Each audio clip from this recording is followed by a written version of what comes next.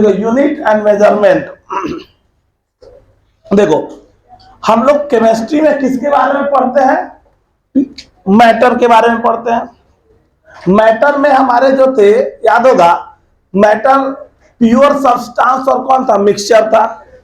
Pure substance से ही mixture का formation होता है। तो एलिमेंट या कंपाउंड ही जब डिफिनिट प्रोपोर्शन, इनडिफिनिट प्रोपोर्शन में जब एलिमेंट या कंपाउंड मिलते हैं तो मिक्सचर बनता है।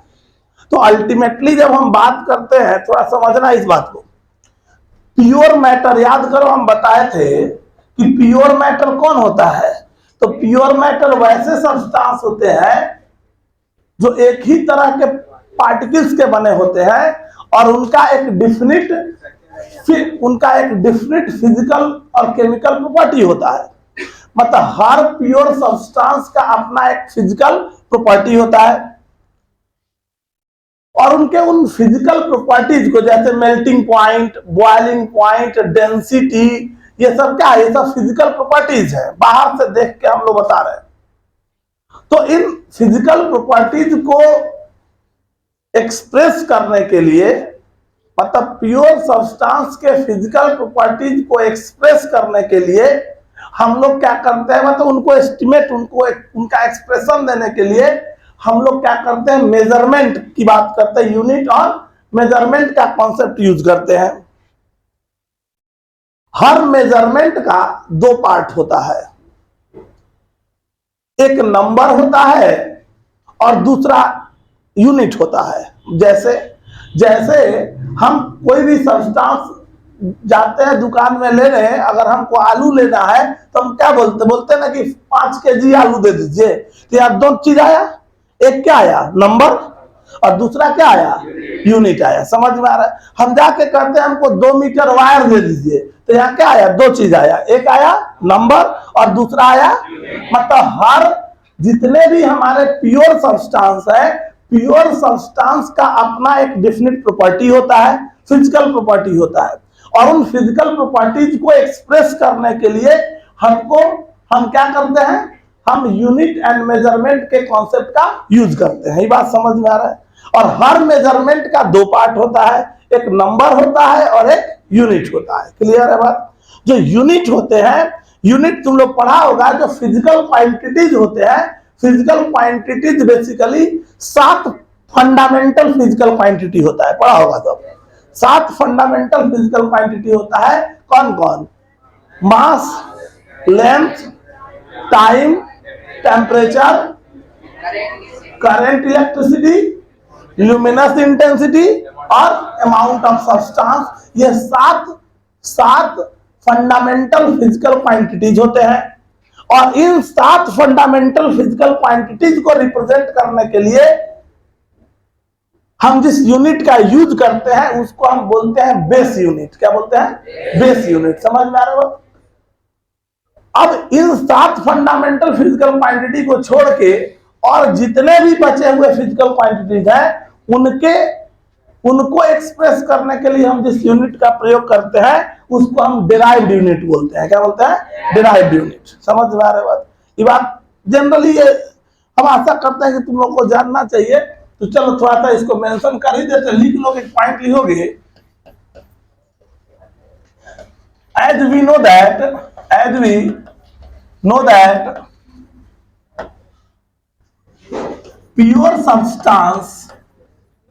pure substance having definite physical properties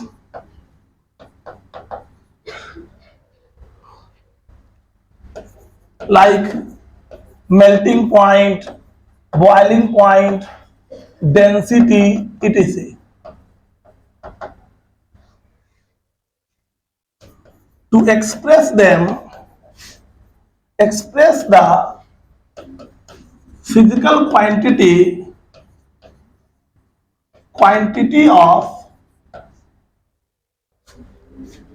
of pure substance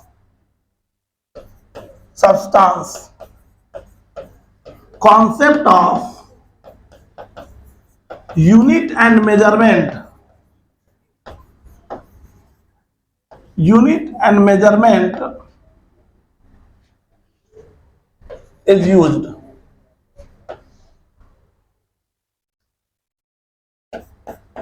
every measurement, हर मेजरमेंट के पास दो पार्ट होता है.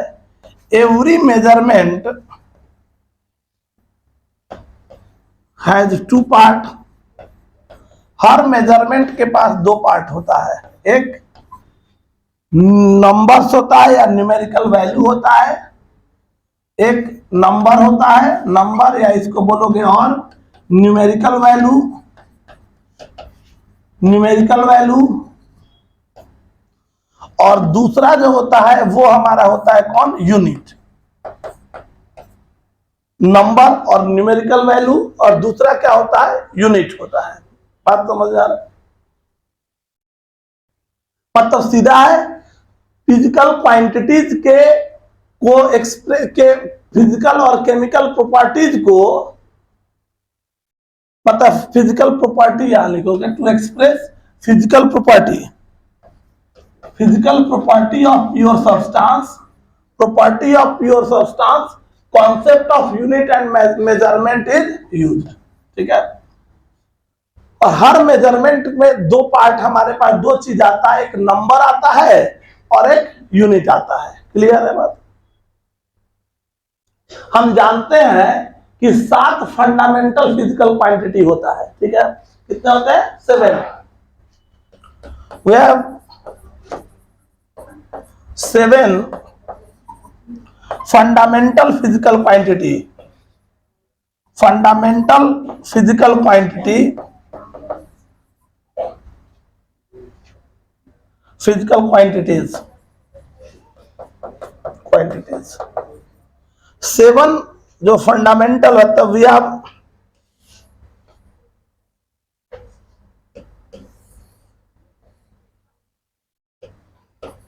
7 फिजिकल क्वांटिटीज होते हैं. That is mass, length, mass, length,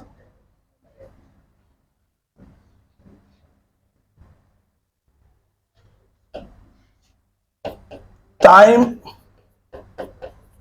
temperature,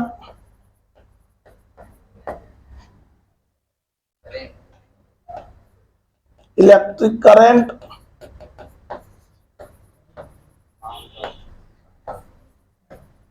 luminous intensity and amount of substance. Amount of substance. Amount of substance. अपने पास 7 fundamental physical quantities होते हैं और वो है हमारे पास, दैट इज, ये सातों फिजिकल क्वांटिटीज कौन है? तो mass, length, time, temperature, electric current, luminous intensity and amount of substance. ये सारी बातें जो हम बता रहे हैं ये तुम्हारा फिजिक्स का पार्ट है. फिजिक्स में पढ़ाया जाता है. जनरली हम लोग नहीं बताते हैं क्योंकि एनसीईआरटी में शुरुआती दौर में है तो खोजते फिरता है सब की सर ई वाला हमारा छूट गया, तो इसके लिए बता दे रहे हैं कि तुम लोग को लगे कि हमको बहुत आता है ना. बहुत बार यह दिखाना पड़ता है कि हाँ हमको आता है कि नहीं. तो ये अपने पास जो हमने कहा कि 7 फंडामेंटल फिजिकल क्वांटिटीज होते हैं. ये 7 फिजिकल क्वांटिटी जो हम जानते हैं. ठीक है. चलो पहले इस बात को मेंशन करो फिर आगे एक्सप्रेस कर रहा है. क्लियर है बात? चलो अब गौर करोगे तो हमने कहा कि हम ये बात सबको समझ में, गौर से सुनते चलना, बड़ा इंपॉर्टेंट बता रहे सब चीज, गौर करके सुन लेना सब. तो अपने पास 7 फंडामेंटल फिजिकल क्वांटिटीज है. ये 7 गो है और हर फिजिकल क्वांटिटी को रिप्रेजेंट करने के लिए क्या होंगे? यूनिट्स होंगे. तो फिजिकल क्वांटिटी 7 ही नहीं होता है, ढेर सारे होते हैं. तो ढेर सारे फिजिकल क्वांटिटीज में से जो फंडामेंटल फिजिकल क्वांटिटीज है उनको एक्सप्रेस करने के लिए हम जिस यूनिट को यूज करते हैं उस यूनिट को बोलते हैं क्या? Base unit. मतलब यूनिट जो हमारे होते हैं, यूनिट की बात करोगे तो यूनिट हमारे 2 तरह के होते हैं. यूनिट हमारे 2 तरह के होंगे. एक हमारा होगा बेस यूनिट और एक हमारा होगा derived unit.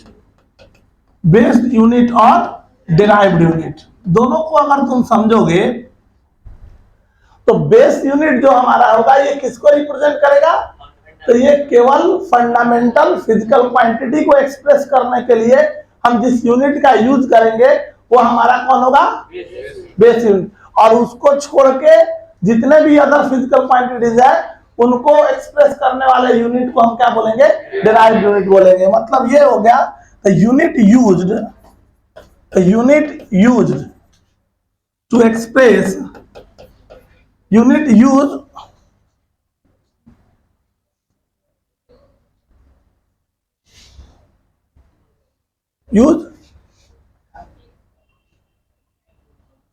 for the expression of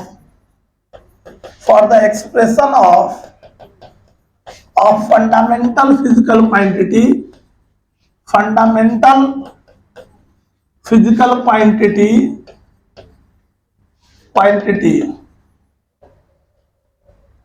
is called base unit, जबकि कहता है the unit used for the expression of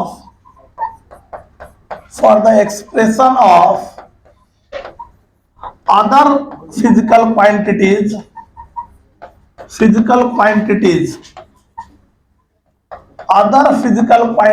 किसको छोड़ के, except fundamental quantity, except 7 fundamental physical quantities, 7 physical quantities को छोड़ के जितने भी बचे हुए जितने भी हमारे अदर फिजिकल क्वांटिटीज हैं उनको एक्सप्रेस करने के लिए तो यूज करते हैं, उसको हम बोलेंगे कॉल्ड डिराइव्ड यूनिट। ये हमारा जो होगा ये हमारा डिराइव्ड यूनिट होगा, डिराइव्ड यूनिट।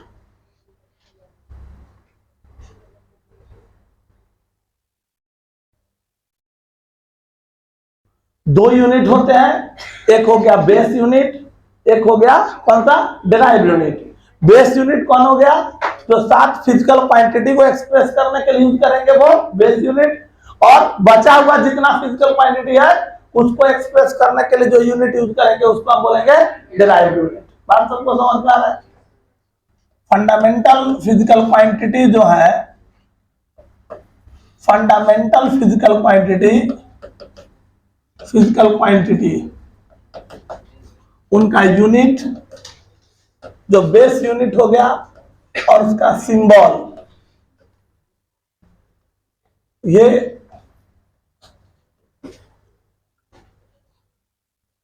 सातों फिजिकल क्वांटिटीज को अगर हम यहाँ पे रिलेट कर ले तो ये सातों फिजिकल क्वांटिटीज में हमने देखा क्या, लेंथ हो गया, मास हो गया, ये हो गया मास, ये हमने कहा लेंथ हो गया, ये हमारा टाइम था, ये टेम्परेचर था, ये इलेक्ट्रिक करंट था, तो अभी हमने बोला ल्यूमिनस इंटेंसिटी था। हमको लास्ट से ही मतलब है, जनरली हम लोग लास्ट से ही पढ़े थे, हम लोग अमाउंट ऑफ सब्सटेंस के लिए ही मोल कॉन्सेप्ट का यूज करते हैं। अमाउंट ऑफ केमिस्ट्री में हम अमाउंट ऑफ सब्सटेंस की बात करते हैं, तो हमारे लिए बेस यूनिट हमारा कौन है, वो हमारा मोल होने वाला है, ठीक है।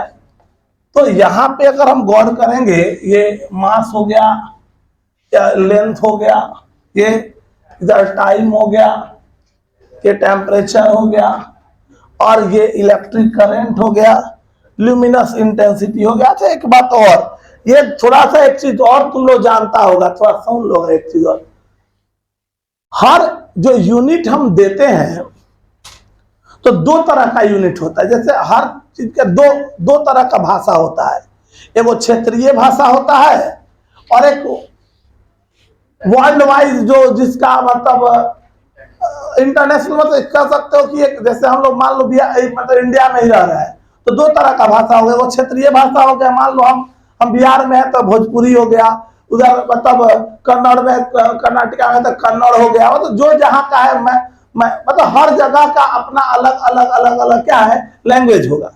लेकिन जब ओवरऑल हम इंडिया की बात करेंगे तो वहां एक ऐसा लैंग्वेज होना चाहिए जहां सब जगह सारे लोगों के बीच में वो बातें पहुंच सके। तो उसी तरह से हर यूनिट जो है, यूनिट दो तरह का होता है। एक जो लोकल लेवल पे हम उसका एक्सप्रेशन देते हैं वो यूनिट हो गया, और एक जो वर्ल्ड वाइड जिसका एप्रिसिएशन मिले और वर्ल्ड वाइड वो उस चीज को एक्सेप्टेबल हो वो हमारा होता है ऐसा यूनिट। क्या बोलते हैं उसको? International unit. पढ़ा होगा इंटरनेशनल सिस्टम ऑफ यूनिट। और एक होता है सीजीएस यूनिट। कौन होता है? Centimetre gram second unit. ये सब फिजिक्स में तुमको बताया जाता है, क्योंकि इसके बिना फिजिक्स शुरुआत ही नहीं हो सकता। इसके ये सारी बातें जब तक तुम नहीं जानोगे तब तक फिजिक्स में आगे तुमको बढ़ना पॉसिबल नहीं है। तो हम बता रहे हैं, देखो यूनिट बेसिकली जो है ये वर्ल्ड वाइड एक्सेप्टेंस के लिए हमारा कौन है? तो ये इंटरनेशनल यूनिट है,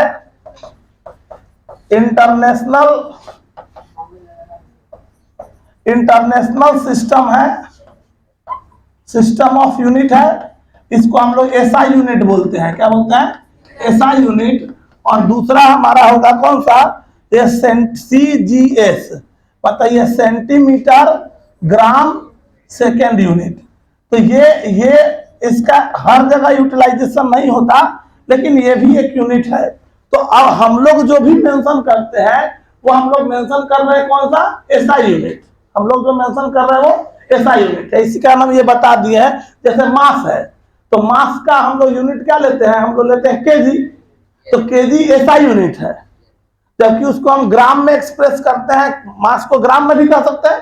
तो जब ग्राम में एक्सप्रेस करते हैं तो दिख रहा है सेंटीमीटर ग्राम सेकेंड। तो जब लेंथ को सेंटीमीटर में एक्सप्रेस करोगे, जब मास को ग्राम में एक्सप्रेस करोगे, तो उस समय वो क्या हो जाएगा? उसको हम सीजीएस सिस्टम बोलते हैं। क्लियर है?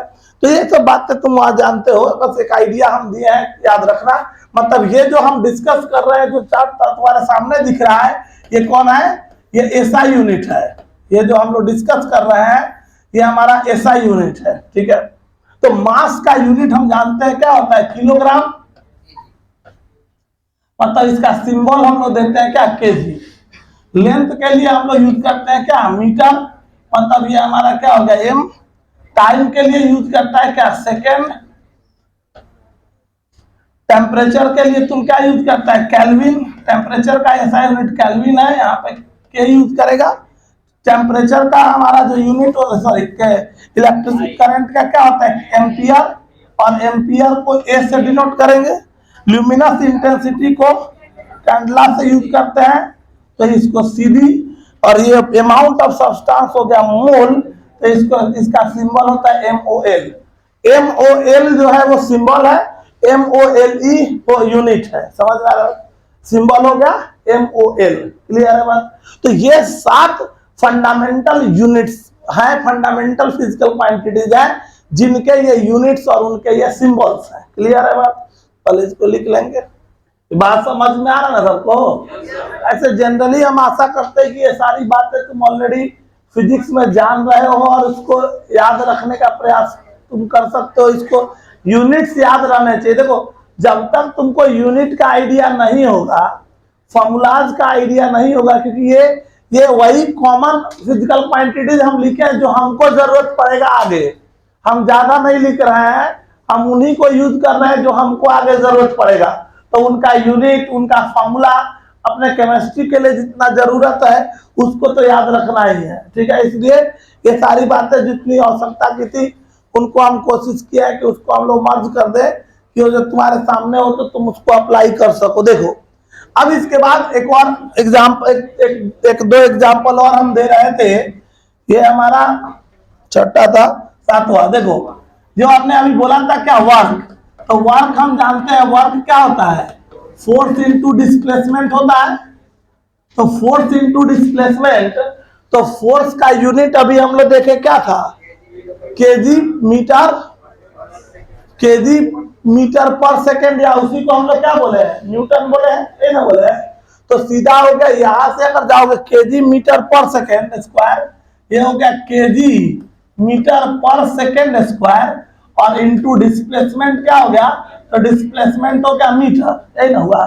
तो या तो ऐसे लिख दो, मतलब ये हो गया क्या, केजी मीटर स्क्वायर पर सेकेंड स्क्वायर लिख दो, या ये पूरा मिलके क्या है, न्यूटन है, तो ये न्यूटन मीटर लिख दो, और इसी को और शॉर्ट करके इसको हम लोग जूल बोलते हैं, क्या बोलते हैं, जूल। तो एसआई यूनिट जो है वर्क का, एसआई यूनिट क्या होता है, जूल होता है। जबकि अगर इन सीजीएस, अगर यही बात तुम सीजीएस में करने जाओगे तो ये कौन सी हो जाएगा, ग्राम, ये हो जाएगा सेंटीमीटर पर सेकेंड स्क्वायर, इंटू ये हो गया क्या, सेंटीमीटर, ठीक है। तो ये यहां से अगर लिख दोगे तो क्या होगा, ये हो गया ग्राम सेंटीमीटर स्क्वायर पर सेकेंड स्क्वायर, ये लिख दोगे। या ये पूरा क्या है, यह है डाइन सेंटीमीटर, क्लियर है। और इसको हम लोग बोलते हैं क्या, अर्ग, क्या बोलते हैं इसको, अर्ग। ये सीजीएस यूनिट है, अर्ग क्या हो गया, सीजीएस यूनिट होता है किसका, वर्क का, समझ में आ रहा। वर्क और एनर्जी दोनों, एनर्जी क्या है, निगेटिव फॉर्म ऑफ वर्क है, या वर्क क्या है, work negative form of energy है। तो दोनों बात, यूनिट दोनों का क्या रहेगा, सेम रहेगा, समझ में आ रहा है बात। और एक लास्ट टर्म हमारे पास हम डिस्कस करेंगे, वो हमारा है कौन सा, पावर। तो पावर क्या होता है, पावर क्या होता है, तो वर्क डन बाय टाइम, ये ना होता है, वर्क पर यूनिट टाइम, मतलब वर्क डन, ये पढ़ा वर्क और बाई क्या हो गया, टाइम। तो अब वर्क का यूनिट तुम्हारा क्या हो गया, हम डायरेक्ट अब लिख देते हैं क्या, जूल, और टाइम हो गया पर सेकेंड, क्लियर है। ये हो गया क्या, जूल पर सेकेंड हो गया, क्लियर है। और जूल पर सेकेंड को हम लोग क्या बोलते हैं, वाट बोलते हैं, क्लियर है। और ऐसे लिखेंगे तो अर्ग पर सेकेंड होगा, उसको अर्ग पर सेकेंड ही लिखते हैं। तो ये हो गया हमारा क्या, ये वाट हो गया क्या, ये जैसे लिखोगे बल्ब पे लिखा रहता है 60 वाट, 70 वाट, 100 वाट, है ना, 150 वाट, ये बल्ब का जो रेटिंग होता है, रेटिंग का मतलब क्या, वो पावर है। पावर का मतलब उतना एनर्जी वो पर सेकेंड, जैसे लिखा है वो किसी बल्ब पे लिखा है 40 वाट, इस लाइन का मतलब क्या समझते हो, वो बल्ब एक सेकेंड में 40 जूल एनर्जी रेडिएट कर रहा है, समझ में आ रहा है बात। अगर किसी बल्ब पे लिखा है 100 वाट, तो इसका मतलब क्या समझ रहे हो, कि वो पर सेकेंड 100 जूल एनर्जी को वो रेडिएट कर सकता है, ये लिखने का मतलब हुआ उसका, क्लियर है बात। ये दोनों यूनिट भी मेंशन कर लो। ये हमारे पास जो थे, ये हमारे कौन थे, ये डेराइव्ड यूनिट थे, जिनके बारे में हम बात कर रहे थे। कुछ डेराइव्ड यूनिट 7 बेस यूनिट, और ये जो हमारे डेराइव्ड यूनिट थे कुछ जो हमारे फिजिकल क्वांटिटीज थे, जिनको हम यूज कर रहे थे, क्लियर है बात।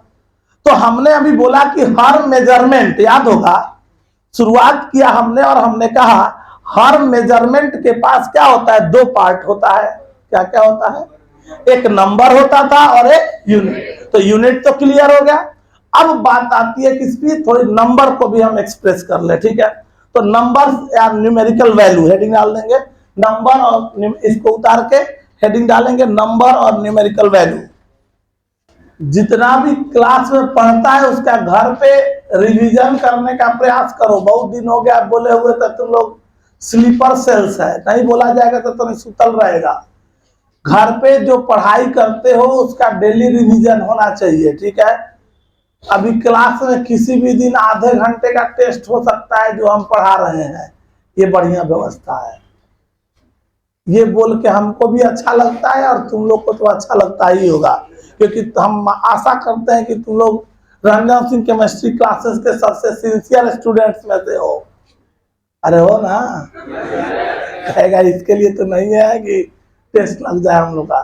पढ़ते रहोगे, कॉपी का रिवीजन करते रहोगे, कभी भी क्लास में, क्लास वाला जो टेस्ट है, जो क्लास में पढ़ाते हैं, जो चल रहा होगा, उसका टेस्ट कभी भी हो सकता है। इसलिए कॉपी का रिवीजन करते रहोगे और उसको पढ़ते रहोगे। देखो, तो ये बातें अपने पास आ रही थी जिनको हमने डिस्कस किया। ये था हमारा यूनिट। यूनिट तो क्लियर हो गया।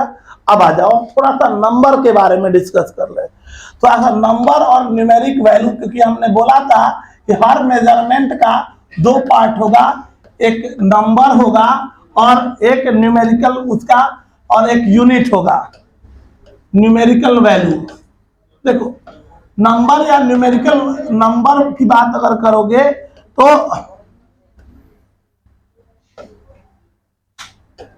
नंबर और न्यूमेरिकल वैल्यू की बात करेंगे अगर हम लोग, तो इसमें अगर तुम गौर करोगे, देखो सुनना आप गौर, जनरली नंबर तो हम जानते हैं, इसमें नंबर तो होता ही है, उस पर कोई अलग चीज नहीं है। प्रॉब्लम तब आता है, मान लो हमारे पास क्या है, बड़े नंबर्स हैं या छोटे से छोटे नंबर्स हैं। जैसे एग्जाम्पल अगर देखो, फॉर एग्जाम्पल हम यही लिखते हैं, हम अपने एवोगैड्रो नंबर को ही लिखते हैं, गौर करना एवोगैड्रो नंबर। तो हमारा एवोगैड्रो नंबर हमारा 602217। ये अगर एवोगैड्रो नंबर को लिखा जाए तो एग्जैक्ट एवोगैड्रो नंबर अगर हम देखें तो ये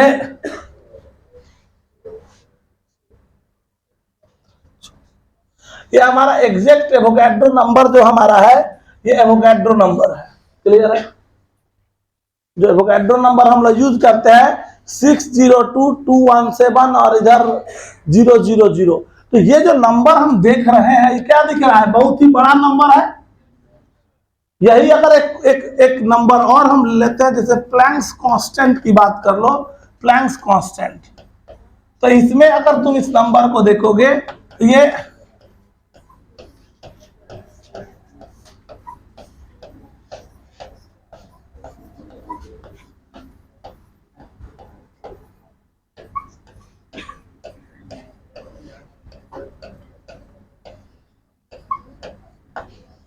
एक छोटा सा नंबर है, ठीक है, तो छोटा सा ही समझ के चलो इसको।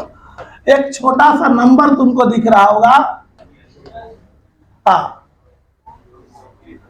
तो ये जो नंबर तुमको दिख रहा है, इस नंबर को अगर तुम गौर करोगे, समझना इसको, ये जो नंबर तुम देख रहे हो, ये बहुत ही छोटे नंबर है, डेसिमल के बाद 0000 है। तो ऐसे जनरल नंबर तो हम रिप्रेजेंट करते ही हैं, लेकिन अगर कोई नंबर बहुत बड़ा है या नंबर बहुत छोटा है, अब उन नंबर्स को लिखना हमारे लिए बड़ा लेंदी हो गया। अब मान ले इसको तुम गुना करने जाएगा, इसको गुना करना है तो बोला जाएगा गुना कर, अभी मान ले इतनी ठीक है। अब मान ले नंबर है 6789258679 जो मन करे लिख दे, अपन घर के खेती है लिख दो, हाँ तो ये है। अब मान ले इसको तुम गुना करने जाएगी, लिख के कहे कि अब एक गुना कर, तो पहले तो पगलाएगा, कौची हो गया, कहाँ फंस गया है नहीं। अब इतने नंबर्स, मतलब ये छोटा सा एक नंबर है और इसको इस नंबर से मल्टीप्लाई करने के लिए बोल दिया जाए तो दिमाग ऐसे ही सनक जाएगा नहीं कि क्या करें इसको। अरे बात समझ आ रही है? सो इन नंबर्स, जब नंबर्स लेंदी थे, मतलब लार्जेस्ट नंबर और स्मॉलेस्ट नंबर्स को, जो हमारे पास न्यूमेरिकल वैल्यू दिखते थे, उन नंबर्स को कन्वेनिएंट वे में हम कैसे एक्सप्रेस करें, उनको कैसे लिखें, उसके लिए एक नया मेथड की आवश्यकता पड़ी कि इसको हम कन्वेनिएंटली नंबर्स को कैसे रिप्रेजेंट करें। और उसी को रिप्रेजेंट करने के लिए हमारे पास आया साइंटिफिक नोटेशन। क्या आया? Scientific notation. समझ में बात? कोई पूछे कि साइंटिफिक नोटेशन का क्या नीड है, तो नीड यही है कि नंबर हमारे इतने कॉम्प्लिकेटेड होंगे कि हमारे कैलकुलेशंस बहुत कॉम्प्लिकेटेड हो जाएंगे। तो कैलकुलेशन को आसान करने के लिए और नंबर को कैसे, मतलब कन्वेनिएंटली रिप्रेजेंट करने के लिए एक नया साइंटिफिक मेथड यूज किया गया, जिसको हम बोलते हैं क्या? साइंटिफिक नोटेशन बोलते हैं। क्लियर है? तो एक पॉइंट करके लिखोगे, इसमें एक पॉइंट करके लिखोगे, to express the largest and smallest number, to represent large numbers, large or small number or small numbers in convenient way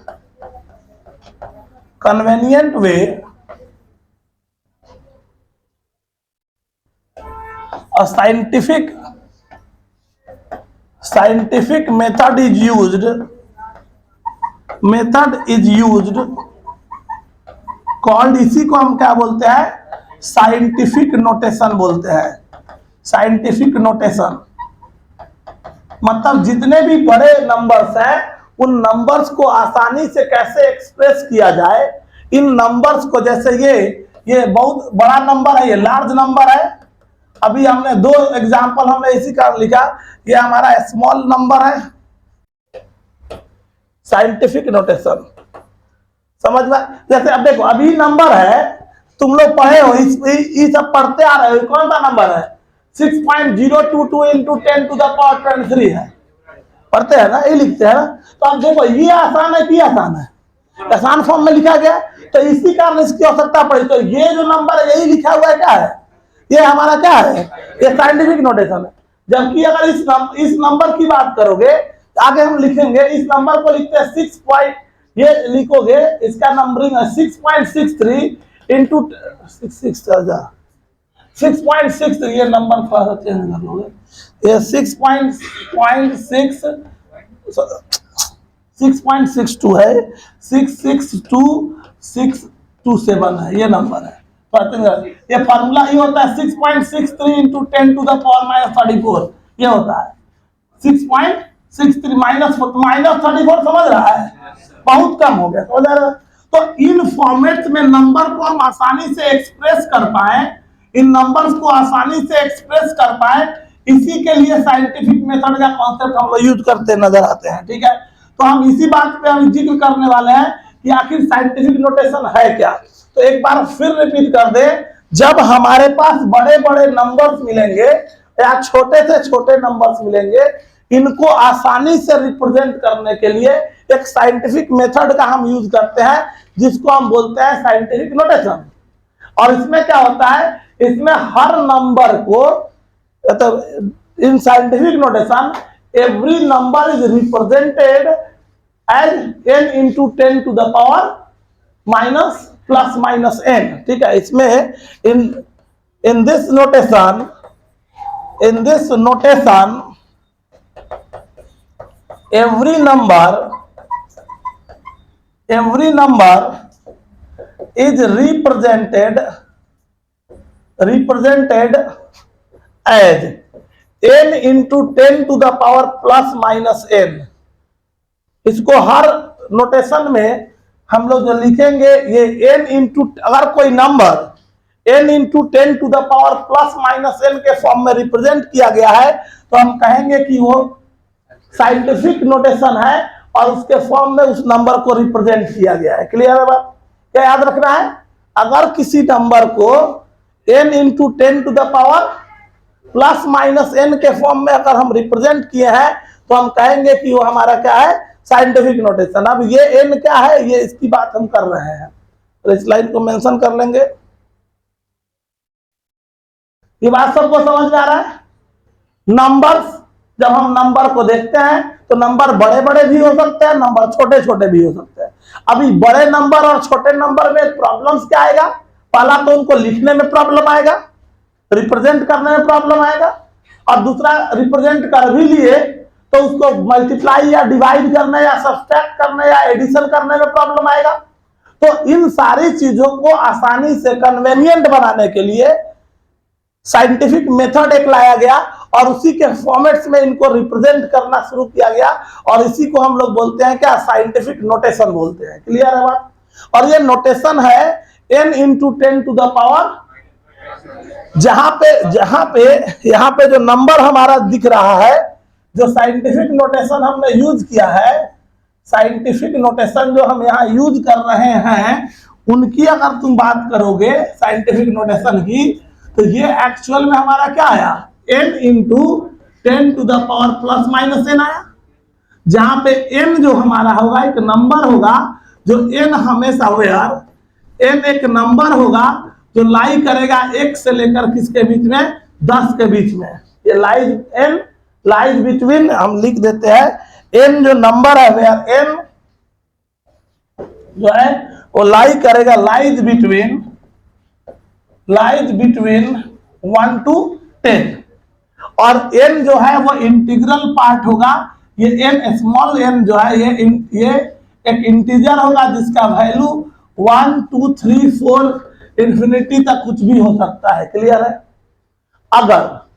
अगर कोई नंबर है और कुछ मतलब उसके पास कुछ नहीं दिया हुआ है, कुछ अगर नहीं दिया हुआ है, इसका मतलब है कि 10 के पावर में क्या होगा? 0 होगा। क्लियर है बात? तो उसकी बात तो हम लोग करते हैं। अगर 0 का मतलब क्या होगा? 10 के पावर 0 का मतलब हो गया 1। ठीक है, ये तो हम समझते हैं, तो उसको लिखने की आवश्यकता नहीं है। तो हर नंबर को रिप्रेजेंट हम इसी के फॉर्म में करेंगे। कहता है जब हम नोटेशन करने जाएंगे और किसी नंबर को, कोई भी नंबर है उसमें डेसिमल है, किसी नंबर में अगर डेसिमल प्रेजेंट है और उस डेसिमल पॉइंट को हम लेफ्ट या राइट, मतलब साइंटिफिक नोटेशन, देखो कोई नंबर दिया है और उसको साइंटिफिक नोटेशन में रिप्रेजेंट करना है, तो सबसे पहला काम क्या करना होगा? एक n लाना होगा। n मतलब एक नंबर ऐसा होना चाहिए जो पहला डिजिट उसका 1 से लेकर 10 के बीच में लाई करना चाहिए। क्लियर है बात? तो ये जो नंबर है, ये नंबर इसी के बीच में लाई करना चाहिए, और इसमें कन्वर्ट करने के लिए हमको डेसिमल पॉइंट को लेफ्ट या राइट शिफ्ट करना होगा। ठीक है, तो ये during conversion of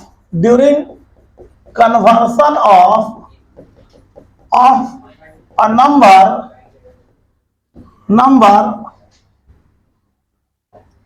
into scientific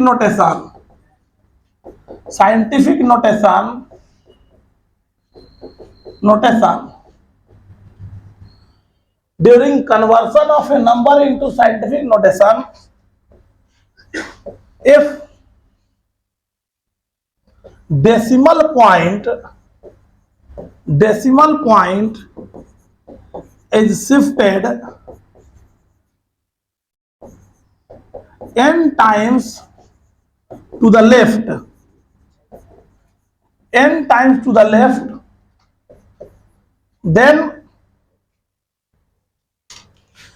times to the left, then it becomes 10 to the power of plus n।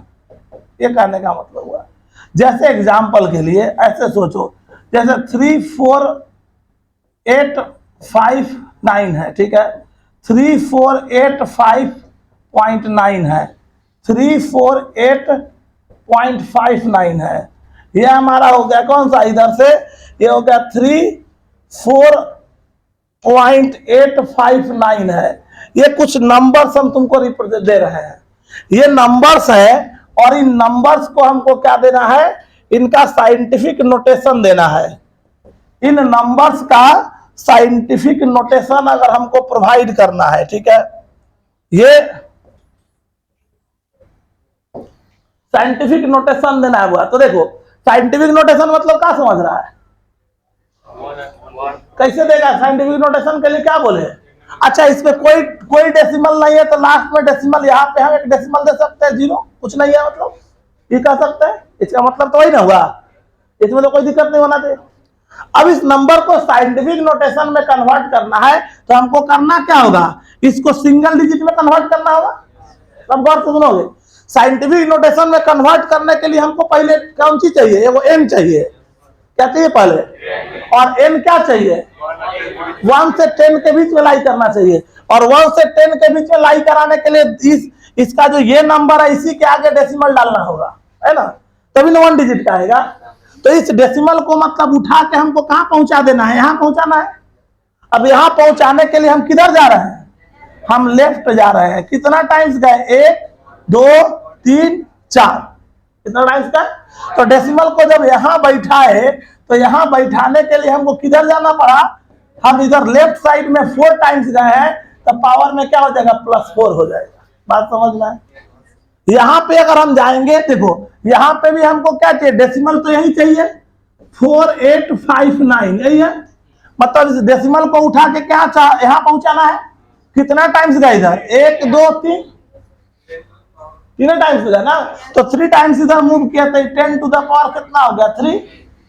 यहां जाओ तो यहां क्या है, इधर कितना, इसको डेसिमल को यहां पहुंचाना 3.4859, इस डेसिमल को उठा के हमको यहां पहुंचाना था, तो यहां इस डेसिमल को पहुंचाने के लिए हमको क्या करना पड़ा, कितना टाइम्स गए, 2 टाइम्स गए, तो इस कारण से 10 टू द पावर कितना हो जाएगा, 10 टू द पावर 2 हो जाएगा। यहां पे अगर जाएंगे तो यहां क्या होगा, इसमें क्या होगा, तो इसमें हमको इधर जाना पड़ा 1 टाइम्स, तो क्या हो गया आए? तो यहाँ पे अगर हमको जाना होगा तो ये हो गया, इसका नंबर रिप्रेजेंट करेंगे 3.4859 इंटू 10 टू द पावर कितना हो गया 1, और अगर नंबर ये रहता 3.4859, इसका मतलब क्या हुआ, इसका मतलब क्या हुआ, ये नंबर ऑलरेडी 1 डिजिट n है ही, क्या है, n है। तो ये जब 1 ऑलरेडी n है, ये हमारे पास ऑलरेडी n है, तो अब बचा कौन 10, तो कुछ नहीं इधर शिफ्ट हो रहा है, कितना टाइम शिफ्ट करना होगा डेसिमल को, 0 टाइम, मतलब शिफ्ट नहीं करना है, तो शिफ्ट नहीं करना है तो 10 टू द पावर क्या हो गया 0। ये बात सबको समझ में, अरे बात बर्दाश्त हुआ ना सबको। तो जितना टाइम्स शिफ्ट करेगा किधर लेफ्ट साइड, उतना टाइम्स पावर में क्या कर देगा, प्लस n कर देगा। क्लियर है बात, ये बात सबको क्लियर हो रहा है। चलो तो पहले इसको उतार लो। तो हमने कहा कि अगर डेसिमल पॉइंट जो है वो अगर n times to the left, अगर इसको हमने n टाइम्स लेफ्ट किया है, तो लेफ्ट करने के कारण से क्या हुआ, 10 टू द पावर क्या हो जाएगा, ये प्लस n हो जाएगा, ठीक है। और यही बात अगर हम कहेंगे, अगर डेसिमल पॉइंट को हम n टाइम्स किधर करेंगे, राइट, तो राइट करेंगे तो उस केस में हमारा जो है ये 10 टू द पावर ऑफ क्या हो जाएगा, -n हो जाएगा। तो नेक्स्ट पॉइंट करके इसको लिख लेंगे, इफ डेसिमल पॉइंट, लिख लोगे इसको, if decimal point is shifted n times to the right, n times to the right, then it becomes 10 to the power of -n,